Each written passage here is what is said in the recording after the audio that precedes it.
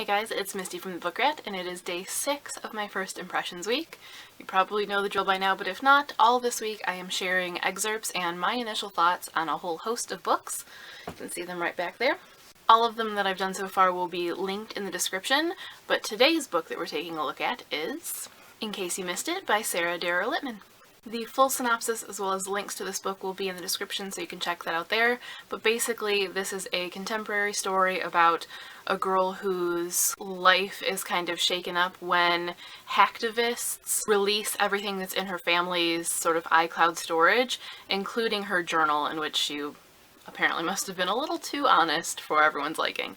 So I think that's probably all you need to know. I'm going to go ahead and get into an excerpt. If you want to skip the excerpt and move straight to my thoughts, you can click on the book and it will take you forward to that. But otherwise, here we go. It's possible that there are more irrational, irritating parents on the planet than mine, but if you ask me what the probability of that is at this particular moment, I'd say it's 0. My friend Margot's dad scored tickets for an all-ages Einstein's Encounter show in 2 weeks at the Bowery Ballroom, because his company does accounting for someone or something. My parents said I can't go because there's no parental chaperone. Never mind that I'm 16, taking my driving test in 3 weeks, and have gotten practically straight A's. Only 3 A- and a B+, since I started high school. I'm a poster child for responsibility. Why not? I ask them. Because it's dangerous, my mom says. Didn't you hear about those kids who died at Electric Zoo? Ugh, but that was electronic music, I reply. My parents look at me blankly. Clearly they don't get it. I point out that those kids were going for the drugs and the music, and I'm just going for the music. And what I don't say is also because I'm in love with the lead singer, Davey Linklater. The fact that he's already married is a minor detail. I'm sure they told their parents they were going for the music too, my dad says.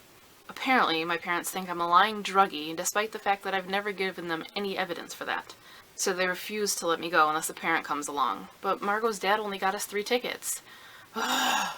So that is a little sneak peek of the style for In Case You Missed It. Now I'm going to get into my thoughts. I was intrigued by this one when it came because I think it's very timely, the idea of hacktivism and invasion of privacy and all the kind of murkiness of that, but also how overly open we can be as a society, and especially as people coming up in the society now. I'm fortunate that I lived during a time where we didn't have all of the social media and all of the technology that we do now, where everything can be frozen in time forever. Everything can be screen capped, everything can be used against you the rest of your life. I mean, it's never going to go away once it's out there. And I think a lot of kids nowadays, and especially the ones that are even being born now, are never going to have memory of a time before that. That is just the way life is for them now.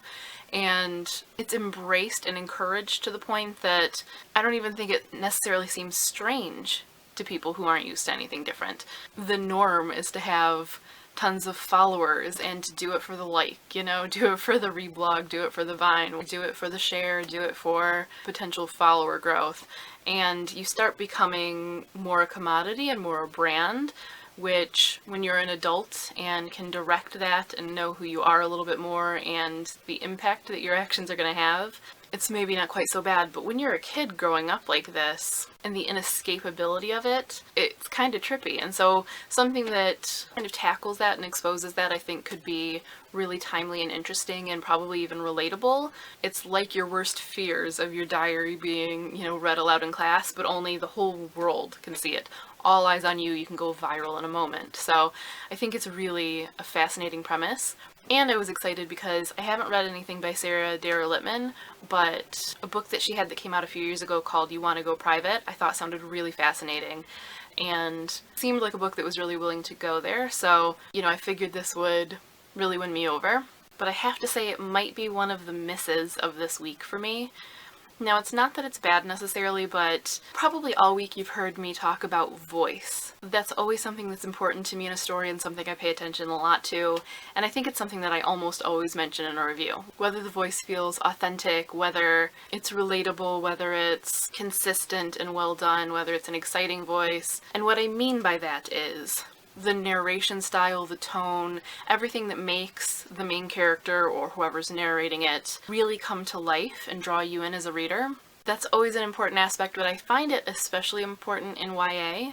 probably because most of them do tend to be first person, so you really are in the voice. But it's especially something that I point out in these first impressions reviews because that's really all I have to go on in the beginning. I don't know necessarily yet how the plot's going to play out. I don't know whether there are going to be big plot holes or inconsistencies or huge flaws in the world building or the character building. But what I do know is the impression that I get from the voice and whether the main character draws me in and whether I find it suited to the world and engaging. You've heard me talk about that a lot, and most of what I'm basing today's first impressions on is the voice. And it's not that it's a bad voice, but it's one that I don't necessarily like. I find the main character particularly bratty, and what I don't miss about being a teen, you know, that whole the world is against me and it's always everyone else's fault but not mine, that sort of line of thinking. Now that said, it probably will connect with a lot of teens, and probably most readers will recognize themselves as a teen in it somewhat. You do go through that phase. Now that's not to say that every teen is bratty and self-centered, but a lot of us do go through a us against the world phase while we're trying to figure things out and while we're just hormonal messes and under all of the stresses of high school and parents and friends and peer pressure and growing up and changing and all of that, you kind of crack under it. So to be a bratty teenage main character is not anything unusual. I mean, it's actually pretty common. But it's a voice that I don't typically like to be in and that I don't connect to. I mean, there's a reason that I don't like Catcher in the Rye, and it's Holden Caulfield's voice. That's not to say that it couldn't turn around and make me like it. A notable example is The Duff by Cody Keplinger. I really didn't like it in the beginning because I could not stand Bianca's voice. I couldn't stand the narration being this sort of angry, bratty, bitchy, sarcastic in a really condescending and mean way rather than like a funny, self-deprecating way. It just kind of hitting a lot of boxes of personality types that I don't like and that I'm guilty of having been as a teen, so don't take this the wrong way, anyone. If you see yourself in that character, look, I've been there. And because I've been there, I can't stand to look back at it, and I can't stand to see people like that now. I said in my review, or when I was talking about it in a video, that it made me uncomfortable because I saw myself too much in Bianca. There came a point where it all came together and it just clicked, and I ended up loving that book. It was one of my favorites of the year that I read it, and I've reread it a couple of times since then. So it can turn around, you know, the bratty voice could work, and I even think that the bratty voice has a place in this.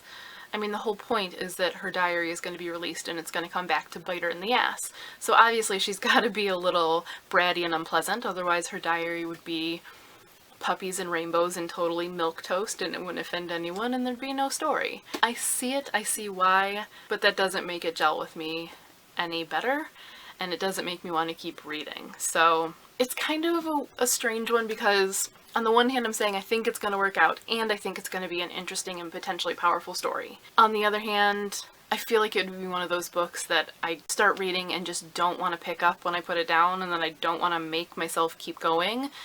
So no matter how good the payoff is in the end, if I can't make myself get there, it's probably going to be a miss for me. But that's for me and my nitpicky, impatient ass. So that doesn't mean that it's not going to work for others. That doesn't mean that the payoff's not going to blow you away. And it doesn't mean that everyone's going to be bothered by that voice, because it does feel authentic and teenagery. So it probably will definitely find its audience. I just don't think I'm its audience. That said, if any of you have read it or do read it, I would love to know your thoughts, because I would love to know if there is a payoff, or if you had the problems with the voice that I did, and if that changed at any point. Looking forward to chatting with you guys in the comments about this, but also this whole idea of voice and being turned off by certain characters, and I guess kind of relating it back to the idea of our second chances book chat that we had recently. Are there books that you've either given a second chance for the voice, or that started off really hating the main characters and you ended up loving it in the end because it came around and the character made sense? So chat, let's talk about those things in the comments, but that's all for now, and that's my thoughts on In Case You Missed It by Sarah Dara Littman. We have one more video left in our First Impressions week, and it is a twofer of books that I know all of you are so excited for and just have been begging for excerpts and first impressions of, so definitely make sure you stop back by tomorrow for something a little special. But until then, thank you guys for watching and happy reading!